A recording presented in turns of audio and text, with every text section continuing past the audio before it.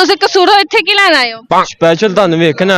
ਸਭ ਤੋਂ ਵੱਡਾ ਝੂਠ ਹੀ ਬੋਲਦਾ। ਨਹੀਂ ਮੈਂ ਸਿੱਧੀ ਸੱਚ ਗੱਲ ਦੱਸਾਂ, ਮੈਂ ਤਾਂ ਘੁੰਮਣ ਫਿਰਨ ਆਇਆ, ਮੈਂ ਵੇਖਿਆ ਆ ਕੀ ਹੋ ਰਿਹਾ, ਉਹ ਵੇਖਿਆ ਕੈਮਰਾ ਲੱਗਾ, ਮੈਂ ਚਲੋ ਇੰਟਰਵਿਊ ਦੇ ਦਿੰਦੇ ਐ ਨਿਕਲੀ ਨਾ ਸੱਚੀ ਗੱਲ, ਐਵੇਂ ਮੇਰੇ ਤੇ ਆ ਟਪਕਿਆ। ਮੈਂ ਵੇਖੇ ਤੁਹਾਡੇ, ਤੁਸੀਂ ਕੀ ਸਮਝਦੇ ਹੋ? ਕੀ ਸਮਝਦੇ?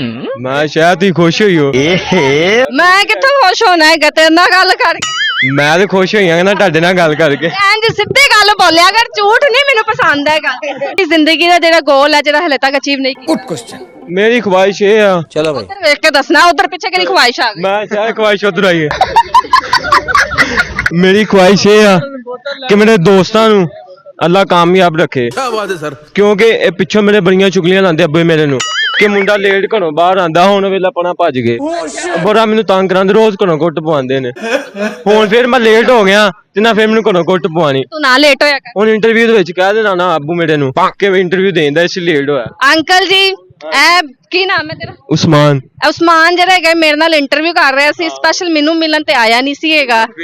ਇੱਥੇ ਫਿਰਨ ਆਇਆ ਸੀ, ਬੱਚਿਆਂ ਨੂੰ ਮਿਲਣ ਆਇਆ ਸੀ। फंस गया सी है। ਇਹਨੂੰ ਰੱਜ ਕੇ ਕੁੱਟ ਪਾਣਾ ਤਾਂ ਕਿ ਦੁਬਾਰਾ ਘਰੋਂ ਬਾਹਰ ਨਾ ਨਿਕਲੇ। ਠੀਕ ਹੋ ਗਿਆ, ਇਹ ਹੁਣ ਦੁਬਾਰਾ ਘਰੋਂ ਬਾਹਰ ਨਾ ਨਿਕਲੇ। ਇਹਨੂੰ ਇੰਨੀ ਕੁ ਕੁੱਟ ਲਾਣਾ, ਇਹਨੂੰ ਇੰਨਾ ਕੁ ਸਮਝਾਣਾ। ਚਲੋ ਹੁਣ ਸ਼ੇਰ ਇੱਕ ਬੋਲ ਲਈਏ। ਚਲੋ ਸ਼ੇਰ ਬੋਲ। ਕਿਸੇ ਨੂੰ ਡੈਡੀਕੇਟ ਕਰਨਾ। ਕਰੋ। चलो भाई ਕਿਹਨੂੰ ਕਰਨਾ ਪਹਿਲੇ ਇਹ ਦੱਸੋ।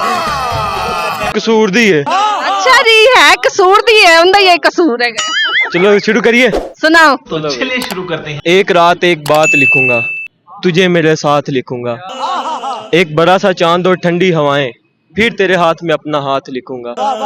तू हकीकत में कभी मिलेगी नहीं, एक किताब में अपनी मुलाकात लिखूंगा। उस किताब में सब मेरी मर्जी का होगा। जब तू सो जाएगी तब मैं दिन को रात लिखूंगा। खैर ये ख्याल है और ख्याल में ही अच्छा है, किसी दिन हकीकत में मैं अपने असल हालात लिखूंगा।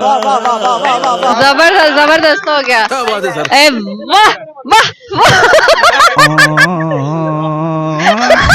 नहीं होता सर। ਮੈਨੂੰ ਇਹ ਦੱਸ ਕੀ ਸੋਚ ਕੇ ਸ਼ੇਰ ਲਿਖਿਆ? ਤੂੰ ਲਿਖਿਆ ਵੀ ਉਹ ਕੁੜੀ ਦੇ ਉੱਤੇ ਹੈ।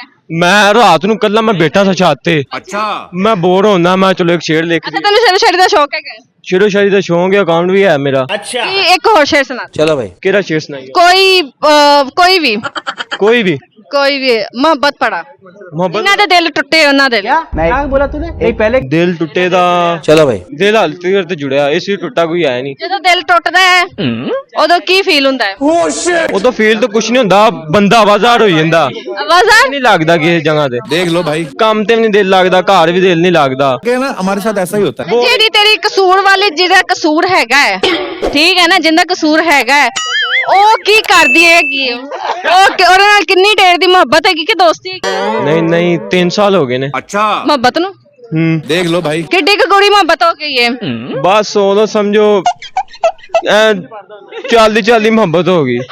ਮਿਲੀ ਕਿੱਥੇ ਹੋ? ਸਕੂਲ 'ਚ ਹੀ। ਸਕੂਲ ਤੁਹਾਨੂੰ ਸਕੂਲ ਪੜਨ ਭੇਜੀਦਾ ਕਿ ਆਸ਼ਕੀਆਂ ਮਸ਼ੂਕੀਆਂ ਲਾਣ? ਬਸ ਸਕੂਲੇ ਆ ਜਾਂਦੇ ਸੀ ਖਾਸ਼ तू समझा। ਖਾਚ ਮਤਲਬ ਕਿ ਸਕੂਲੇ ਮੈਂ ਘਰੋਂ ਜਾਂਦਾ ਸੀ, ਉਧਰ ਮੈਨੂੰ ਗੇਮਾਂ ਚ ਲੈ ਜਾਂਦੇ ਸੀ, ਅੱਛਾ ਸਕੂਲੋਂ ਭਜਾ ਦਿੰਦੇ ਸੀ। ਅੱਛਾ, ਤੇ ਉੱਥੇ ਗੇਮਾਂ ਚੋਂ ਲੱਭ ਗਈ?